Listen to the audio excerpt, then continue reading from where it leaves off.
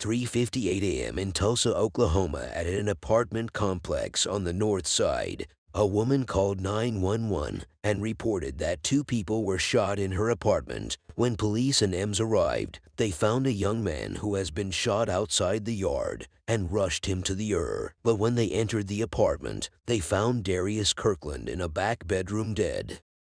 8 years veteran homicide, Detective John will lead the investigation. When he arrived at the scene of the incident, he interrogated other officers who got there before him. He asked a detective that what they have. The detective said it was an apartment bleep, and the name of the guy that they found dead is Darian Kirkland.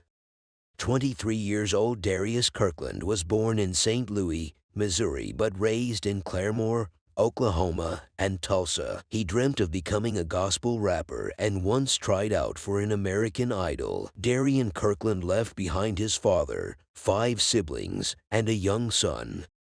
A detective told Detective John that the other person that was shot in the arm is a 21-year-old boy called Isaiah Anderson. He told him that Isaiah has a graze wound to his left arm and shot at his right. He told him that he has been taken to the hospital and he is in a stable condition.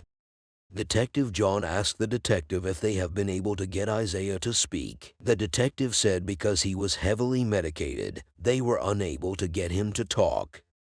Darian Kirkland had a single gunshot wound to his back. Near his body, detectives found 6 9mm shell casings. They found a bullet hole right through the mirror. They found a bullet hole in the bedroom closet and a puddle of blood on the floor. A detective said it could be from the dude that got shot. Detective John said there is a real strong chance that both of them shot at one another. Detective John said he wants to know where the gun is. He said he wants to know where the round from his back came from. In the hallway, detectives found another 9mm shell casing. Detective John addressed other team members when he came out of the apartment. He said right now they have one deceased male that is located in the bedroom on the floor shot. He said they have another guy in the closet that appears to be shot and survived. He said the next step is to get his side of the story and see what he can add to what they already have. While Detective John was about to end his talk, a detective told him that there is a girl who is on lease and it's her apartment with her mother. He said the mother is not there, but she is there with a dolly's ears. She told the officers that they were inside when the shooting happened. Detective John asked who she was. The detective who informed him about her arrival said she is the girlfriend of Isaiah. Detective John said they need to get them downtown. He thinks they can get more to the story from them. They all entered the vehicle and drove to homicide headquarters. As soon as they arrived at headquarters, the 911 caller was taken into a room for interrogation. Detectives head in to interview her. When they entered, Detective Brown introduced himself along with his colleague Detective White. Detective Brown asks her about her age. She said she is 18. Detective Brown told her that there is an individual that lives in her apartment, but he is now deceased. He asked her if she has heard. She said his name is Darius Kirkland. He asked her who Darius Kirkland is to her. She said he was a close friend. Detective Brown told her that they are trying to find out how it happened that he was found dead in her apartment. She said she will explain how it started. She said her friend Adali's had her little boyfriend, the one that got shot in the arm. She said before all of this happened, Isaiah had gone outside with all of them, with whoever he was out there with. She says shortly before the shooting, Isaiah, the surviving victim, went out to the parking lot with Kirkland and some other men from the complex. He said they were all talking about robbing her boyfriend. Detective Brown said who the them she is referring to is. She said Darian Kirkland. She said she doesn't know the names of others. She just knows their faces. She said she told them no. She said she came in and told Adali's that they were trying to rob him. Detective Brown said asked her if she overheard it and told Isaiah that they were going to rob him. She said yes. She said Adali's called in Isaiah and told him to come inside. She said Darius came and juiced out and was just tripping. Detective Brown asked her what Darius was saying. She said he was in there talking about how he was going to rob her friend and the guy was there saying he doesn't have anything. She said Darius was pointing a gun at him. She said that was when her friend Adalis jumped in front of Isaiah, and she was like, if he was going to shoot him, then he has to shoot her too. She said she kept saying to Darian that what he was doing. She said she told him to just get out and go. She said she was trying to push the gun away from him, but he kept putting it in his pocket and bringing it out back. She said they ended up getting Darian Kirkland into the living room. She said he was in her back room with her door closed. She said they were all trying to keep him from going back there, but he bum rushed back there. She said they were all holding him, trying to get him back, and then he closed the door. Detective Brown asked her who was inside the bedroom. She said it was Darian Kirkland and Isaiah. She said she and Adalis were trying to push the door open. She said the door was unlocked, but he was pushing on the door so they couldn't get it open. She said when she barely got it open, all she heard was boom, boom, boom. She said all she heard were shots. She said Adalis went there to grab her boyfriend to make sure he was fine. She said he was hiding in the closet. She said she got over to get on Darian and she met him lying on the ground and he couldn't breathe. She said he was gasping for air. Detective Brown asked her what happened after that. Detective White said 2 people were in the room and both of them got shot. He said, did Isaiah defend himself or what happened? She said she cannot blame anyone because she doesn't know what happened. Detective White asked her who took the gun. She said she doesn't have an idea. Detective White asked her if there was anything she could add to clear this up a little bit. She said she wished she could. The officer who drove the 911 caller from the scene says she may have left something out about Adalis. He said she told him that if people tell the truth and the evidence, they will go to jail. Detective John thanked the detective for informing him. Detective John immediately returned to the interrogation room where Adalis was being held. He said he wants to ask her something real quick. He said when she was being transported to homicide headquarters, she said something about telling the truth. He said the statement she made that if people tell the truth and the evidence, she will go to jail. What does that mean? He said he wants her to be honest with him. She said she doesn't want to do it. Detective John said it doesn't matter at this time because she has to tell the truth. She said she doesn't know where the guns are, but she is sure that Adalis shot Darian Kirkland. Detective John asked him if she saw Adalis shoot Darian. She said she didn't see her shot, but she saw her with a gun. Detective John said he wants her to describe that statement clearly because it is a big deal. She said they were trying to kick the door, and Adalis shot through the door. Detective John asked her where Adalis' arm was when she shot. She said she doesn't know. She said it could have been like cracked or something. She said it wasn't all that way open because she didn't see him hit the ground. Detective asked her why Adalis shot Darian. She said Adalis shot Darian because he was trying to rob her boyfriend. Detective John asked her the type of gun Adalis had. She said she doesn't know. She said what she knows is that Adalis killed Darian Kirkland. Detective John left the interrogation room and joined his team members. He explained to them what Adalis told him. A detective said if all she said is true, and that was what happened, and if the victim pulled out a gun and was pointing at people and was acting stupid, they might have a justifiable shooting. A few minutes later, Detective Brown got a phone call from crime scene detective Kyle Aronowitz, who was still processing the scene. Kyle Aronowitz told Detective John that they measured the bullet trajectory. He said everything was at an upward angle. He said it all went up through and up the closet. He said the guy was shooting from the ground up. He said he was down on the ground when he was shooting at the dude in the closet. Detective John said identified Darian was on the ground when he was shooting, which means he was probably shot at first by Adalis. He said it means that there is more to the story. He told his team members that he will return to the interrogation room and see what Adalis has to say. When he entered, the first question he asked her was her age. She said she is 20 years old. Detective John called Adalis by her surname, which is Nears, and he said they are trying to unravel what happened. Adalis said she is interested in knowing what happened too. Detective Detective John said she was there but they weren't there. She said all she knows is that Darian Kirkland showed up on some type of PCP and crack drugs. She said she doesn't know what he was on, but he was pointing guns at everyone including her. She said he cocked it and pointed it at Isaiah, and she jumped in front of him. She said she told him to chill out and he told her he will shoot her too. She said Darian and Darius ran back with him and shut the door. She said that was where her foot hurt because they were trying to collect the gun from him. She said the next thing she heard was pop, pop. She said she thought Isaiah was dead, but he wasn't. She said she checked his pulse and he was still alive, so she tried pulling him out. She said she forgot who called 911 and that's all she knows.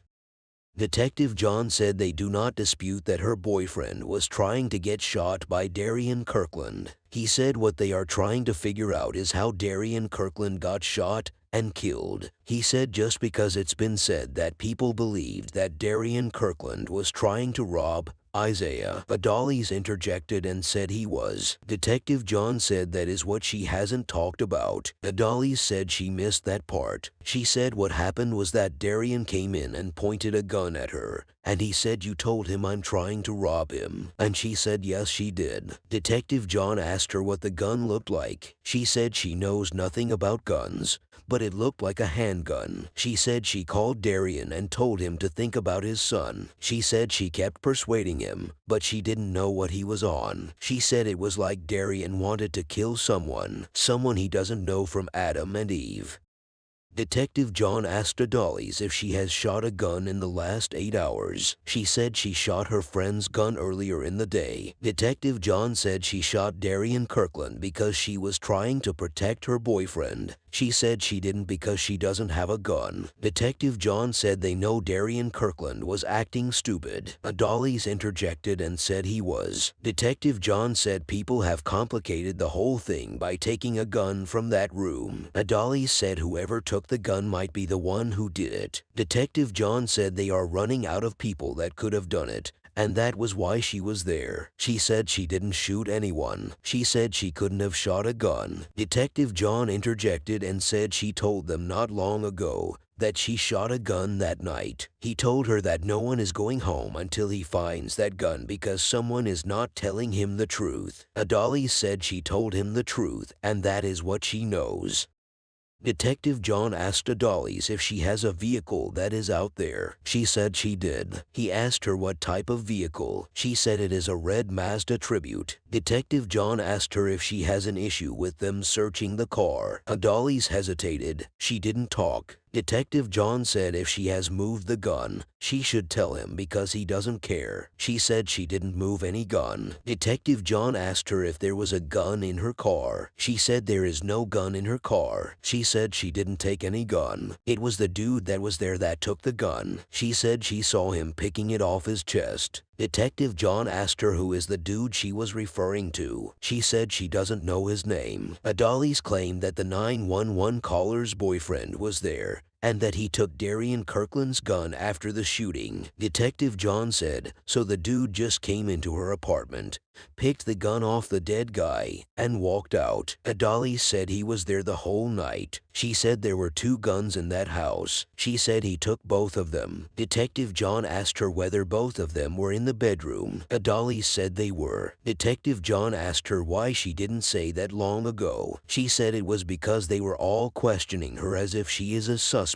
Detective John said there is a dead guy, therefore everybody is a suspect. He told her that he has a feeling that she is still holding back. He presented a warrant to her and asked her to append her signature to it. He told her that the warrant gives them the power to search her car back at the complex. She signed the warrant, and Detective John made his way out of the interrogation room.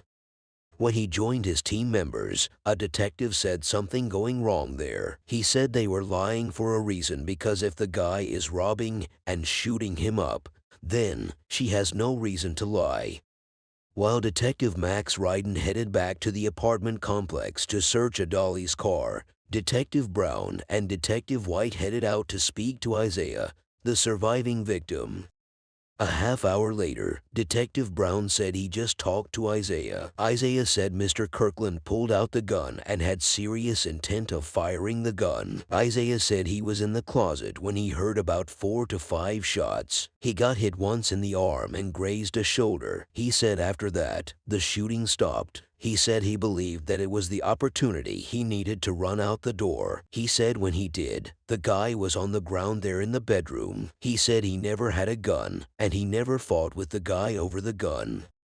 While they were driving back to homicide, Detective Max Ryden called Detective Brown on the phone. He told that he searched the Mazda Tribute thoroughly, but he found nothing on it. He said while he was searching, a woman at the complex approached him. He said the woman told him that the guy has the gun is there in the complex. The woman said after the shooting, she spoke to the boyfriend of the 911 caller, the man who allegedly took the guns. The woman said the guy has been walking around the complex apartment telling everybody that he has the guns, and he was present when the incident happened. He also said Adali's and the guy that was missing called the dead guy to go and rob the guy that is in the hospital. He said that according to the woman, Darian Kirkland, Adali's, the 911 caller, and her boyfriend were all in the plan to rob Adali's boyfriend Isaiah. She said the dead guy got a gun and came back. They didn't realize that he was going to have a gun during the robbery. It went bad because the dead guy was on PCP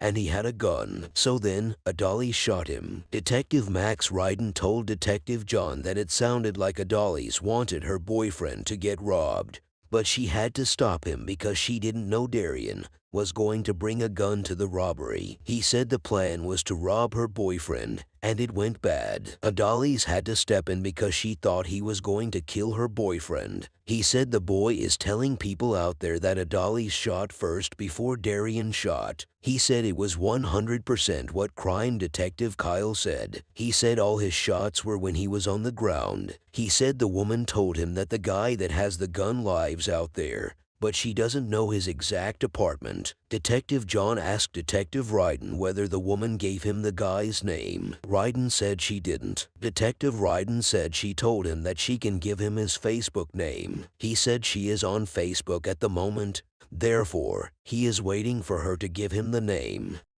After Detective Brown got the information from Detective Ryden, he said he will interview the suspects again. He said he will interview the 911 caller first. When Detective Brown was going to the 911 caller's interrogation room, Adali's called him. She said she wants to talk. When he entered the room, he told Adali's that they have talked to some other people, and there is a bunch of stuff that they know since the last time they talked to her. He said she should just tell the truth.